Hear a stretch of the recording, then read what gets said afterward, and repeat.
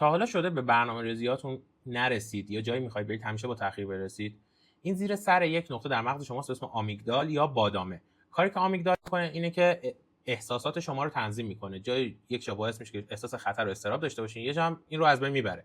مثلا تو مواقعی که ممکنه جونتون در خطر باشه، احساس خطر و احساس ریسک براتون به وجود میاره. اما موقعی که در سوگ از دست دادن عزیزان کسی باشه، باعث میشه که احساس آرامش پیدا کنه. آمیگدال اما اینجا فریبنده عمل می‌کنه. یعنی موقعی که شما راه میافتید به خاطر اینکه احساس اضطرابتون رو بیاره پایین، تو ذهن شما اینطوری با شما صحبت میکنه که قرار نیست پشت چراغ قرمز قرار بگیرین، قرار نیست تو ترافیک گیر کنید و همه چی قراره بهترین شکل اتفاق بیفته و همین باعث میشه شما در دیرترین حالت ممکن راه بیفتید.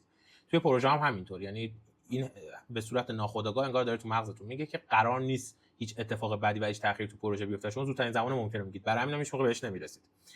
فکر نکنید تو این داستان دست تنهایید، به خاطر اینکه همین چند سال پیش در جریان کرونا این مشکل رو داشتیم. اکثر پزشکایی که توی بهداشت جهانی کار می‌کردن کرونا در ابتدا یک همه‌گیری 1 تا 2 ماهه و بعضیا 6 ماهه میدونستن، در حالی که کرونا 2 سال همه‌گیری کامل داشت و حتی هنوزم که هنوز به طور کامل نابود نشده و این نشون میده که انسان‌ها به واسطه همین آمیگدال در پیش‌بینی‌هاشون خوشبین هستن. پس هر موقع خواستین که پیش‌بینی بکنید یا قولی به کسی بدید، به جنایتی که آمیگدال داره در ناخودآگاه شما انجام میده فکر بکنید و بر اساس اون بازطراحی بکنید اون زمان و ددلاینی که میخواید بدید. تا حالا شده به برنامه‌ریزیاتون نرسید یا جایی میخواید برید همیشه با تأخیر برسید؟ این زیر سر یک نقطه در مغز شماست به اسم آمیگدال یا بادامه. کاری که آمیگدال می‌کنه اینه که احساسات شما رو تنظیم میکنه. جای یک جا باعث میشه که احساس خطر و اضطراب داشته باشین، یه جا هم این رو از بین میبره. مثلا تو مواقعی که ممکنه جونتون در خطر باشه، احساس خطر و احساس ریسک براتون به وجود میاره.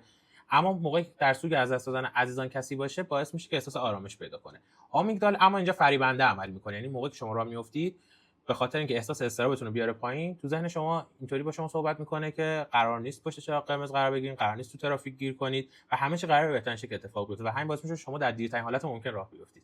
توی پروژه هم همینطور، یعنی این به صورت ناخودآگاه انگار داره تو مغزتون میگه که قرار نیست هیچ اتفاق بدی و هیچ تأخیری تو پروژه بیفته، شما زودترین زمان ممکن رو میگید، برای همین هیچ موقع بهش نمیرسید.